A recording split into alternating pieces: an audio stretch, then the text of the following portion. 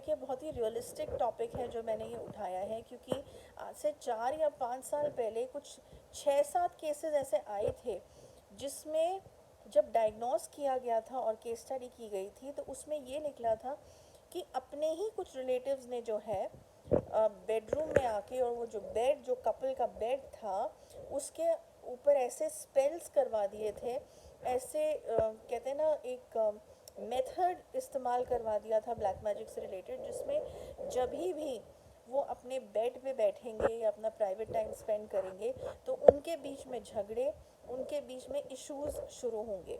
Okay, और इसीलिए मैंने एक वीडियो बनाया था बहुत पहले महाकाली वैदिक हीलिंग शेल्टर चैनल में, जिसमें जब मैंने स्टार्टिंग में यूट्यूब चैनल शुरू किया था उन दिनों ही मैंने एक वीडियो बनाया था जिसमें मैंने मेंशन भी किया था कि सब जनों को अपने बेडरूम में मत आने दो। इनफैक्ट किसी को भी अपने बेडरूम में मत आने दो when it comes to even your relatives for that matter. आजकल ये ट्रेंड है कि फ्रेंड्स आ गए या रिलेटिव्स आ गए तो जनरली हम क्या करते हैं कि पूरा घर इंसान घूम रहा होता है और हमको एंटी सोशल ना बोला जाए, इसलिए हम अपने बेडरूम्स में उन्हें ले आते हैं कि हाँ आओ बैठ जाओ हमारे बेड पे, जस्ट बिकॉज हम बहुत फ्रेंडली एक्ट करना चाहते हैं। हमारे लिए बहुत नॉर्मल है ये चीज़ कि अरे ये तो क्या, हम लोग एक साथ लेट रहे हैं, एक साथ बैठ रहे हैं, बेडरूम में ही।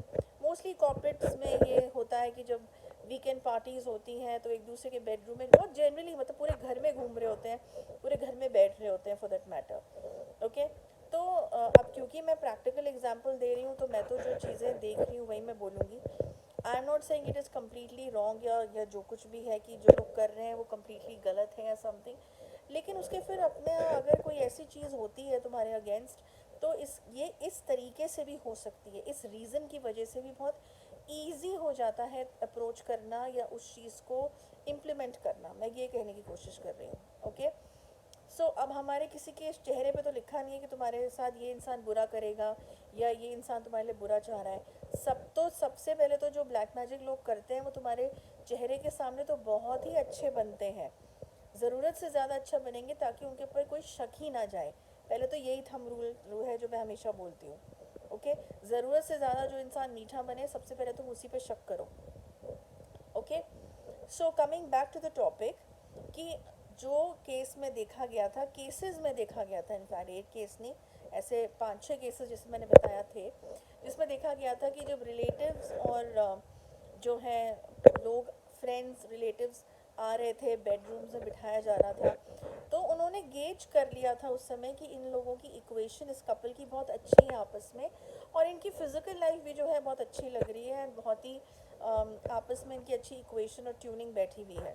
तो कुछ लोग जो होते हैं उनको ये चीज़ पसंद नहीं आती है क्योंकि उनकी खुद की लाइफ में ये चीज़ नहीं होती है और वो बिल्कुल नहीं किसी को देख सकते कि उनका इस तरीके का कोई भी चीज़ जो है वो इतनी अच्छी कैसे है। ओके, सो फिर देन वही जेलसी, फिर वही सब फैक्टर्स, और जिन लोगों को लत लगी होती है ना ब्लैक मैजिक की, मैं हमेशा बोलती हूँ कि वो इंसान कभी बाज नहीं आएगा। वो सबसे आसान उसके लिए, क्योंकि ये आसान रास्ता है ना, उसका नाम सामने आ रहा है ना, वो लड़ाई कर रहा है तुम्हारे साथ, पीछे से वो तुम्हें वार कर रहा है और ऐसा वार कर रहा है जिसका कोई प्रूफ नहीं है।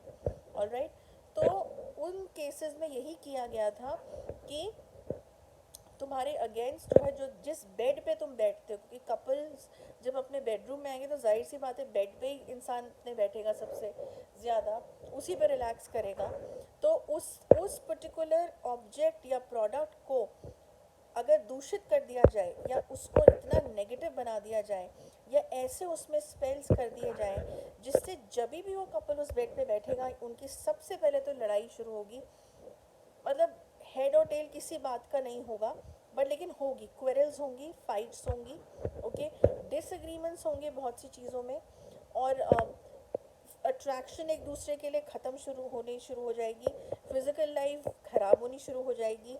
इवन इतना ज़्यादा कई बार हम देखते हैं कि नेगेटिव अफेक्ट्स कर दिए गए हैं कि आपस में वो लोग एक्स्ट्रा मैरिटल अफेयर के बारे में भी दूसरे जनों के साथ सोच लेते हैं, और मतलब इनफिडेलिटी और इस तरीके का लॉयल्टी इश्यूज भी होने लगते हैं। ओके, तो ज़्यादा कुछ करने की ज़रूरत नहीं होती। मैं हमेशा बोलती हूँ जब तामसिक चीज़ें करने का होता है उसमें ना ज़्यादा पैसे खर्च होते हैं और ना उसमें ज़्यादा कोई दिमाग ज़्यादा लगाना होता है, बिकॉज इधर शैलो प्रोसेसेस। ओके, और क्योंकि पैसे खर्च ज़्यादा नहीं होते इसलिए लोग बहुत ही स्पीड से आजकल कलयुग के टाइम पे इस चीज़ को करा रहे हैं। ओके, तो बेड के अंदर कोई चीज़ डाल देना, कोई चीज़ फेंक देना या कुछ ना भी करना, तुम्हारी बेड की हल्के से फ़ोटो खींच ली अपने कैमरा से, आजकल तो मोबाइल फ़ोन्स में ही कैमरा है, फ़ोटो खींच ली और वो फ़ोटो जाके जो है तांत्रिक को, जो ये सब खराब काम करने में लगे हुए हैं उनको दे दी कि हाँ इसमें हमको बस मैरिड लाइफ जो है ख़राब चाहिए, फिजिकल लाइफ है वो ख़राब चाहिए। तो बेसिकली तुम्हारा शुक्र ग्रह जो है, वीनस का जो प्लैनेट है, which is the planet of romance and relationship and all of that, वार उस पे किया जाता है। ओके, तुम्हारा बेड जो है वो उससे रिलेटेड है, तो उस चीज़ पे वार किया जाता है। और तुम ये देख लेना कि जिन लोगों के साथ ऐसा हो रहा है, जब जब वो किसी होटल्स में जाएंगे या ट्रैवल करेंगे या कहीं बाहर जाएंगे, तो उनकी ये चीज़ जो है वो नहीं होगी इतनी ज़्यादा ख़राब जितनी उनकी उस पर्टिकुलर ऑब्जेक्ट पे बैठ के होगी, उनका खुद का बेडरूम में, जिसको दूषित कर दिया गया है।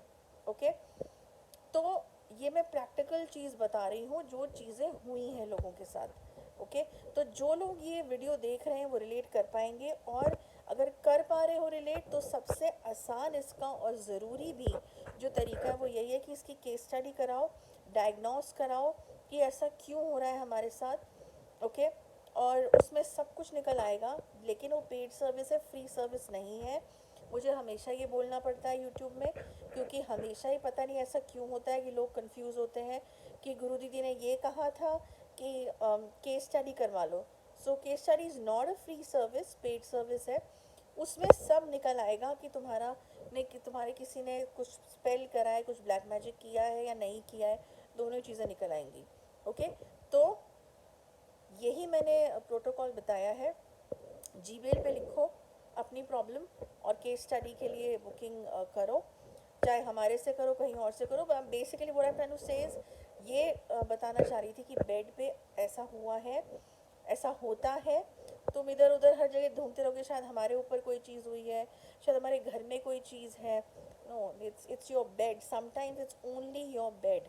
ओके, एंड ऑफ कोर्स एक पॉइंट मैंने मिस कर दिया वीडियो एंड करने से पहले, कि जो लोग कंसीव करना चाह रहे हैं या जो फैमिली स्टार्ट करना चाह रहे हैं, उनके अगेंस्ट भी ये चीज़ कर दी जाती है कि कंसीव ना कर पाए या इनकी फैमिली स्टार्ट ना हो पाए। उसका रीज़न भी यही है कि बेड पे अगर वो स्पेल कर दिया जाए, you will not be able to conceive. Why? Because you will not be having any physical relations with each other after this. Okay, so this is about it. अब मैं next week एक another important topic लेके आऊँगी. Till then, goodbye.